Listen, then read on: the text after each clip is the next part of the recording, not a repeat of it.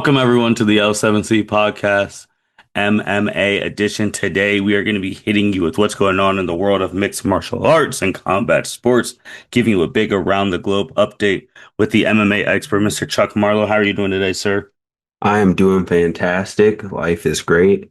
Family's all getting over a cold, so doing good on the downhill from a cold. That's what we like to hear. We like to hear the bounce back. We like to hear the bounce back. Chuck, it's been a while since we've been on. Last time we were on a full podcast, we were talking about Terrence Crawford winning the match against Canelo and talking about Alex Pereira coming back. We talked about Tyson and Floyd having their match and why they're even doing that. So there has been some stuff that was in September and now it's the end of October. So there has been some major fight events that have happened since then.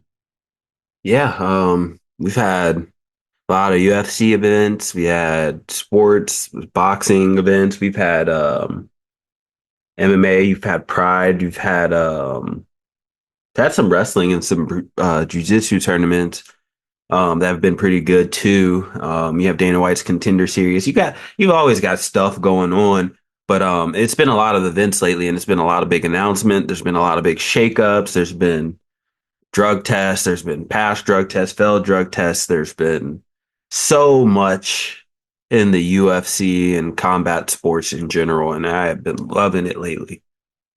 Yeah. Well, Chuck, since one of the last fights we preview was Alex Pereira's return. How about we start with that return? Just briefly, I know the people might have known what's going on, but let's talk a little bit about how dominant he was in his return.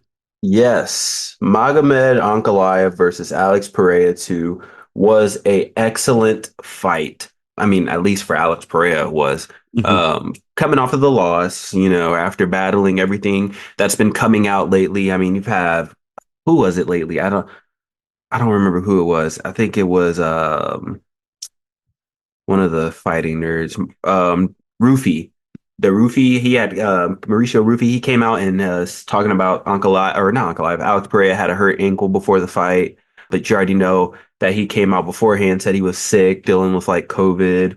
Or not, no, he was dealing with neurovirus or some type of virus and sickness he was dealing with. Either way, and then was coming off the other injuries too before going into the fight. And then he said he broke his foot in the fight.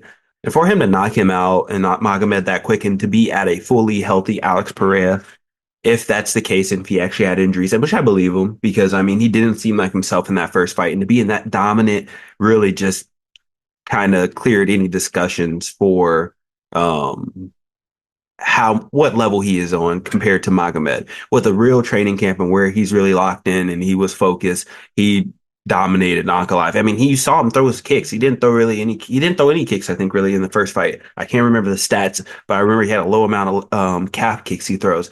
And he was able to use some kicks to start off the fight. And I think that even showed a difference right there.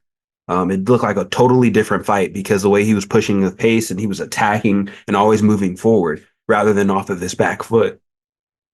Yeah, and it was weird. I know this has already been in the past, but Chuck, for the people, why was Pereira such a pretty like a favorite? I mean, an underdog. He was plus 210 at the time. Because the books don't know combat sports, which Mm. is really good right now. I'm happy the books don't have an expert or anybody who's too knowledgeable about it. You can get an underdog a lot of the time in a lot of these fights that is definitely the better fighter, and it pays off. I think it's just the books. They thought because of the last fight how it went, and to go that far and to go 5 rounds and make Alex Pereira look not like himself, they thought maybe he was going to come out and not look like himself. Plus, you have a history with champions. Usually, once they lose again. They don't get that confidence back. But Alex showed that he's in a different category and he can bounce back. No. Chuck, was there anything else on that card? I mean, now he has a champion. Will they do a three? Um, I think it's only fair. I don't think it's going to sell like the first two. I don't Mm. think people really would want it. Um, you got to look at other people and other things later down the road to see when you could line up the fight realistically. Alex is a pretty active fighter. So I wouldn't be surprised if we see him fight again. Um, Probably start of next year, or early or maybe at some point we got to see if he can heal his foot. But I'm sorry, go back to the question. I just lost total train of thought where Oh, I was I was going with gonna that. say because that was with him being the underdog, and now with him winning, if there's gonna be a third one, if there was Oh yeah. anything. Yeah, so I don't know. I mean, I think it would be fair only right to kind of do it. You have a 1-1, you kind of want to have a tiebreaker, Mhm, but I just don't know if that's something that the people really want to see. They want to see him go against other people in the light heavyweight. And I don't know how long he wants to stay at light heavyweight. He's tired of weight cutting here. And I mean, he's went through already and won in three divisions and I mean, two divisions. And so I don't know. He could potentially be going for that third, kind of like Islam Makhachev, we'll be talking about later, and maybe just trying to go up for a different challenge. mhm. Okay. Chuck, was there anything else on that card that was anything of consequence of that brought eyeballs to you that were like, oh, this person did a lot better than I thought, or I mean, Corey Sandhagen, I mean, for being a plus 300 underdog, went out there and fought a really good fight against Marab. I think if he works on a few things with the wrestling and the grappling and trying to have the cardio. I mean, I think his cardio honestly wasn't even that bad for someone going against Marab. I think he put up a pretty good fight, in my opinion. But I think that if he sharpens up a little bit more stuff, maybe he could be a potential challenger for Marab. I know it wasn't like I know it wasn't a great fight for him, and I know he lost, but I think there's a lot of things he could take away from that fight, and I think he could come back and maybe pose a threat to him and only get better because I think that's the type of person Corey Sandhagen is. okay, okay, fair enough, fair enough. Chuck, let's keep working our way back till we get to current events. What other things happened in the past since we've been gone? Oh, one more thing before I skip away because I know Mm-hmm. you don't want to skip over this, but Gautier, Mm-hmm. Cameroon's own first round knockout, that thing was vicious. I Mm-hmm. sent it in the group chat. I know you saw it, but hey, Cameroonian we might be or sneaking our way back into the discussion for some belts eventually. We'll see. We'll see. I mean, we did have one who was at the pinnacle with Francis Ngannou, so hopefully we can climb that way back again. We'll be keeping our eyes on him here on the podcast. Other fights kind of that went on in events. Olberg versus Dominic Reyes was a main event night that happened, and I think that that will have some implications at some point to who you maybe see fight Alex Pereira next. With Olberg winning, he'll probably move into that number one contender, and Hmm. I think that that's something maybe that's going to be lined up soon is an Alex versus Carlos Olberg, and I think Alex will win and we'll see where we go from there. Other fights, Oliveira versus Gamrot. It was in Rio de Janeiro, Brazil, and Alex got a great submission in the second round, and I think that was a really great fight. I mean, just Charles Oliveira. Anytime Oliveira fights, everybody wants to watch. You had UFC Vancouver, which was DeRitter versus Allen, and that was an absolute shit show. That's one thing I would like to highlight. Reiner DeRitter quit on the stool going into the fifth round. His corner threw in the towel. He said he doesn't have anything left in his body to give out for a fighter and for how hard some people train to get to there and to kind of quit on in the fourth round on the stool. It's kind Hmm. of like really, that's just embarrassing and that's poor effort on his part. Like you can't stand up and fight. Like I get it, injuries and stuff. Like your legs could literally not be working at some point, but like just to quit is kind of like it was a interesting thing to see. Let's put it that way. But that's really some of the only events besides Aspinall versus Gain. I can't skip past that.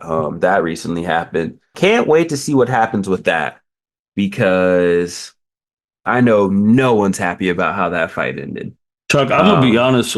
Yeah, if we're talking UFC 321, I mean, you said it before. There was a lot of people who said that was the most worthless card of the year. And I'm gonna be honest, I mean, that they were saying that the main event was terrible. I know you're about to go deep diving in that. They said the most memorable thing of this card was Mackenzie Dern. Well, you know why they say that because I everyone's, true, you know but why. I know why. But the bad thing is that was the thing that got the social media trending for the UFC, and that's not good. Well, I mean, Well, it's good for them publicity wise, publicity, but the main event was bad. yeah. But I'll let you deep dive into that. For as much draw as this was getting, all the lead up to the John Jones, then John Jones retiring, this guy, supposed to be, then the hype, the build up, the hype and going into the potential for John Jones, the hype going into everything else. And there was so much hype behind Tom Aspinall. And to go into that fight and him to get poked in the eye, wait that amount of time, drain it, keep checking with the doctor. Doctor says doesn't see anything. Like, can you continue? They're giving him his time. I understand taking your time. I understand if you get poked in the eye, it takes some time to open your eye back up. And yeah, maybe you can't open it up immediately once you go back into fighting, but you got to figure out how to make it work. I understand it was a double eye poke. I understand it's hard. But like Chael Sonnen said, like Michael Bisping said, like you gotta those are things that happens in fights, and those are things that you have. That's an adverse. That's adversity. You got to be resilient, and you got to figure a way through it. And so that's really embarrassing. Because I think about it, because Michael Bisping, he has one eye, like one legit working eye, and for him to go through eye pokes and like with his fights and continue to be fighting and like just push through it, like it makes people think like, oh, that's a really weak move. But for all that hype that was building up behind Tom Aspinall. All of that just got pulled right out of the air. I think with Dana's comments towards him and everything saying that sucked, like that was weak performance, he wanted a way out. Like I think that ultimately pushes this to be so much more worse also than what it is. Because I mean, if you have a CEO of a company coming out talking about like that's like the NBA if LeBron or like LeBron and his whole situation with his back right now in LA. That's like Adam Silver coming out and being like, "Oh, I think LeBron's being like a scaredy cat. I think he's just trying to force his way out and go somewhere else." And I think like that's the same equivalent, like to take your star or face of like your face almost. I'm not going to say Tom Aspinall's a face. He's not a face. But let's take like one of your stars and be like, no, I think he's like being weak, and I don't think that he's really, that, like he's not tough. And so Mhm. for that to happen, that just really discredited Tom and so much. And then to go on to live afterwards and then go to another doctor and the doctor do the thing with the eye patch and stuff like that, and them saying there's nothing they see wrong, it makes you look like you're milking it now. Mhm. And so it's a bad look either way. Just hurry up, book the rematch, go through a fight camp, give your eye a time, give your eye some time, give it a month or two. You should be able to book this fight before the end of the month and or before the end of the year if you are already in good enough fight shape. I think what happened was Cyril Gain. I really do think Cyril Gain was ready. I mean, if you looked at his physique from last year compared to this year, and you look at the training camp that he's been putting together and the way that first round was going, it looked like Tom didn't put in enough work to be ready for that fight. I think he's been too busy with all these different promotions, all this different endorsements, money and fame coming from everything else and the hype behind him that he couldn't focus on what was the real thing that got him there, which was fighting. So I don't think he was prepared enough. I think it'll be a better fight once they both get into a camp and he gets serious about his shit.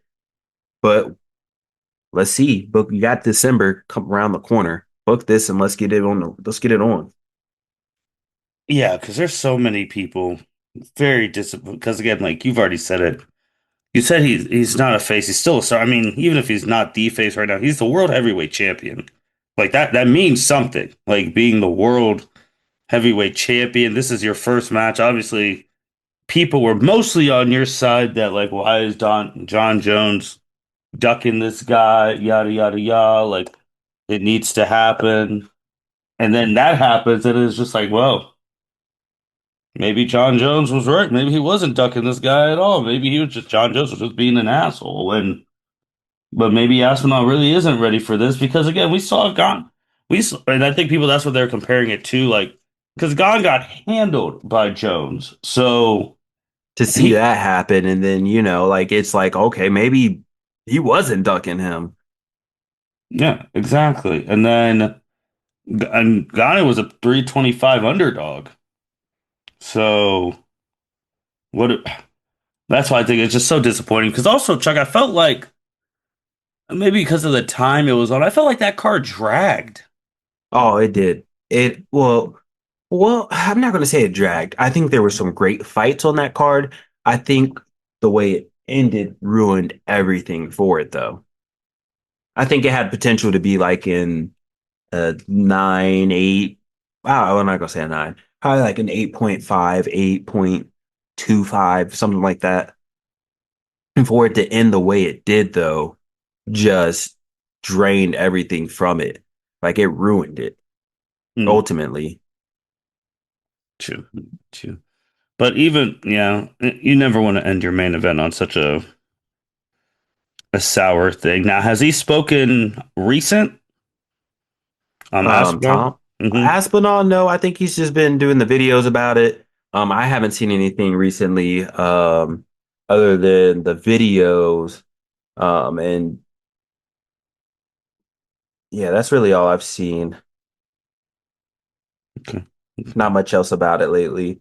And the only other part is really his dad lately talking about him in boxing.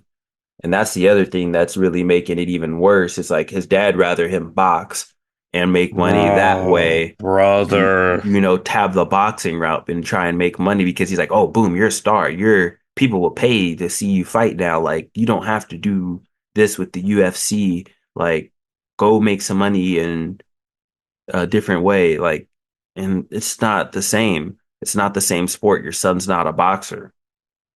It's not the same. It's not going to transfer the same. And then he'll end up being like some of those other people who decide to go pursue it and then end up bursting into flames when it don't work out. And then he gets his ass knocked out in the first three fights. And it's like, all right, why are we paying to see this guy anymore? Yeah, boxing should be the least from his mind. Like you haven't even proven yourself as a world heavyweight champion in your sport. And like that's one of those things where your camp or whatnot overestimating your box office appeal and all that because no one's, especially now, your stock is low. It is low now because of that Yeah, the fight. stock dropped about 50% right there at least. Yeah, minimum. So, what are you going to do to get it back up? Because now, You got to have a y'all, highlight performance. yeah, That's simple. when they have that rematch, those odds are going to be significantly closer. Oh yeah, for sure. And that the thing is, I was already going gain because I felt like an upset could happen. Mhm. Now I didn't. I still kind of lean towards Tom winning, but I had a feeling maybe because just looking at the shape of game, he looked like he was maybe taking fighting more serious. A lot of people were already questioning his like his intentions with fighting. They're like, at this point, he's doing movies, he's doing this, he's doing other things. Like, is he checked out like everybody else? But for him to be in a better physical shape and be doing the movies and everything else told me maybe he's actually focused on it, but he's maybe able to balance everything. Mhm. Mhm. No, I agree. I agree. That's not the way you want to ring in the new era as your world heavyweight champion. That is not how you want to do it. Oh, for sure. Like that really isn't. That's probably the worst way. It's the worst for Dana. It's the worst for UFC, especially if you're supposed to be built as the next big baddest man on the planet, and And you go out and do that. you go and do that. It's not good. Not good. And and he knows that. He knows how to do it. But Chuck, there was something besides that, besides McKenzie. There was a crazy knockout on this card, though. Oh, yes. You're talking what's his name? I can't even think of it. Almost like Quillian, yeah, Hmm. Quillian. Saw killed versus Nasrat. Oh my gosh, that roundhouse and the high kick to get through the guard. It was just beautiful. The sound of it, the way he dropped. It was scary at the end, when he was down and it took him a while to get back up. But like that's part of the sport. But it's also like it's the beauty, but it's also like the scary part of the sport. It can happen. And so I'm interested to see where Quillian goes from there because that his stock just went boom like that. His stock went up overnight. Oh yeah, knockouts could a good knockout is like it can change your stock, at your presence overnight. It's just like I think of the good knockouts like the OBJ catch against the Cowboys many years ago. It changes that one catch changed his whole life. Oh, I did, and I And just mean, like in UFC, one knockout can change your whole life because now everyone's playing you. You're going viral. You're doing this. You can get set for life, low key, on one real good knockout. oh for sure. So, I mean, you see it happen all the time. I hmm mean, then you talk your mess afterwards, and you like that's what gets people right. That's what makes people rise to fame. And yeah, if you know how to work the mic afterwards, that's what everybody wants. yeah, you're right. All right, Chuck, and Chuck, we're also something to talk about too. Is I don't. We're dying down officially the last like cards on ESPN Plus. I know a lot of people who are happy about that. How these last this November, December 13th is the last card on ESPN Plus, and then the Paramount era begins. Yes, sir. And they're already starting the advertisement. I don't know if you've seen their little video they had, like the Paramount transition from the UFC Octagon. So Mm-mm. they're getting ready. Yeah, because I mean, it's gonna be more affordable because again, man, I don't understand how all these years, and I guess people were paying it, but all these years that you had to buy ESPN Plus and still buy the pay-per-view. And see, that's the thing I thought about the night of the fight. Like I'm sitting here thinking about all these people who paid all this money for this fight, and then it ends like that. Hmm. You got to think about the people who put money down to watch you as the main event. I mean, yes, they're there to watch everybody else on the card too, because I mean that's what you pay your money for. But to have that fight, and have it end like that after you pay all that money, that has to piss some people off. Oh yeah, I mean it's the same. It's the principle of the logic. The main event's what brings people in. I mean that's always the last thing because that's what you're paying for because that's the thing you're going to be staying there the latest to watch. Like that's what they get obviously from the wrestling world. Like if you're the main event, you're the one drawing the house, as they say in wrestling. You're the one bringing the money in, so you don't want to disappoint because the card's relying on you to bring people in. And I know they've annoyed us doing this podcast throughout the years, but that's why some annoying assholes like a Connor and people who get in trouble with the law like a John Jones can still get main event spots because they bring butts to seats. Yeah, and that's what matters. But the seats at the end of the day, because that's where the money's going to be. Yeah, so that's just where it's at. But what more can you what more can you do Ah, except for being you got to do it? But nah, I mean the ESPN thing was just crazy because obviously they charge way too much money, and I know people again they're excited for Paramount. yeah, I'm interested to see how this will work out. I already have Paramount, so this should not be a bad transition for me. I'm not mad in the slightest. I'll take it. Oh no, you should be. Yeah, because for people paying however much you're paying for ESPN Plus and the pay-per-view price discounted, you only have to pay like $11, $12 for Paramount at the beginning, and you get all the big UFC cards. Yeah, I think that they will be extremely pleased. But Chuck, what else you want to look at now for on the horizon? So what we got on the horizon here? We got here coming up in about 2 weeks is Jack. I can never pronounce it right, but I'm just gonna say JDM because that's the easiest way to say it versus Islam Makhachev. Hmm. Um, and I think that's going to be a great event because you got Islam who's moving up to the welterweight. Hmm. He's accomplished what he's accomplished in his divisions, and he's ready to move up for another challenge. I think this is going to be a great fight. People think that it's going to be a little bit harder for him to handle the weight difference. I really don't think so. I think it's going to be a great fight either way. I honestly don't know how it's going to go. This is why like excited for the fight because I really don't know who's going to win. I think like I want to say it's going to be Islam because I mean just you don't want to bet against him, but at the same time I really like JDM's fighting style. I love his striking and I think it's going to be a really good challenge just to see if he can fix his overall development as an MMA expert if he can get down the wrestling part and be able to stop someone like Islam Makhachev. That's really the biggest threat is the difference between their fighting styles. So I'll be interested to see what he can do in that fight.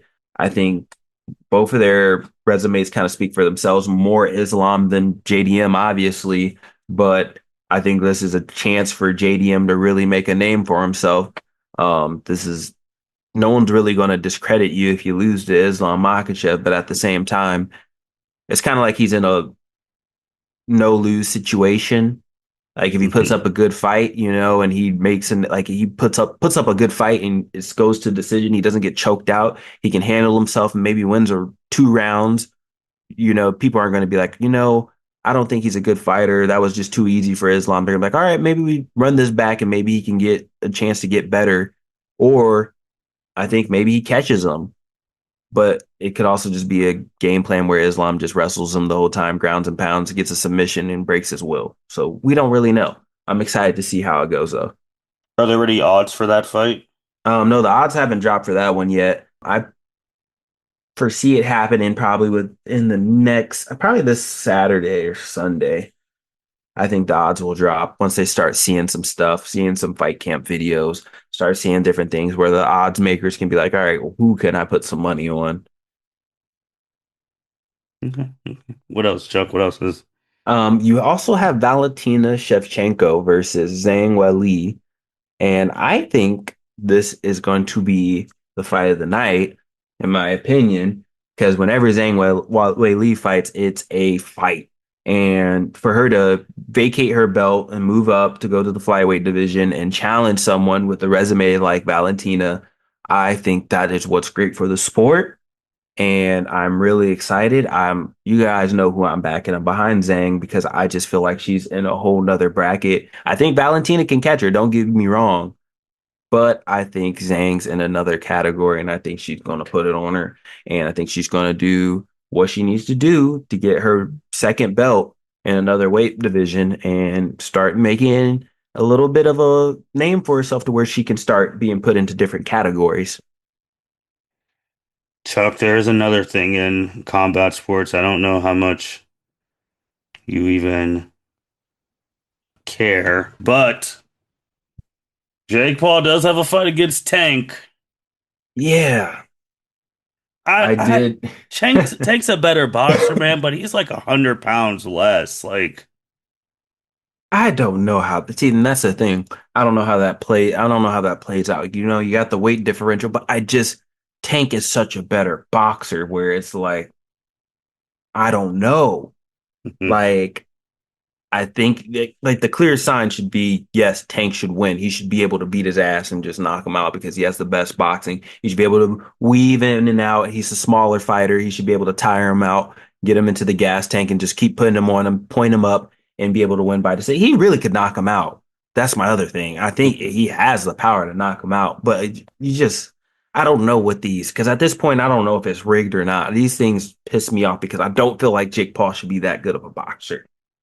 Yeah, yeah. I mean, yeah, I agree. I agree, man. I agree. I think it's again, and this is probably the best maybe boxer, like just straight pure hands. he's ever fought. But again, man, the weight difference is too much. Every time it's either, all right, this person's the same weight or close to the same weight. They can't fight.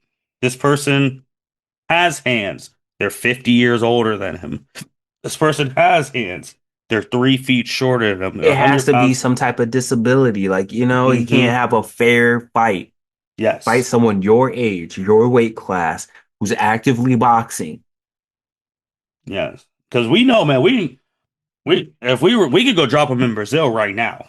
We can go drop him somewhere where they're starving, like in the streets of like Chicago, anywhere where they're starving, working through their ranks through the dusty gyms who would love a shot.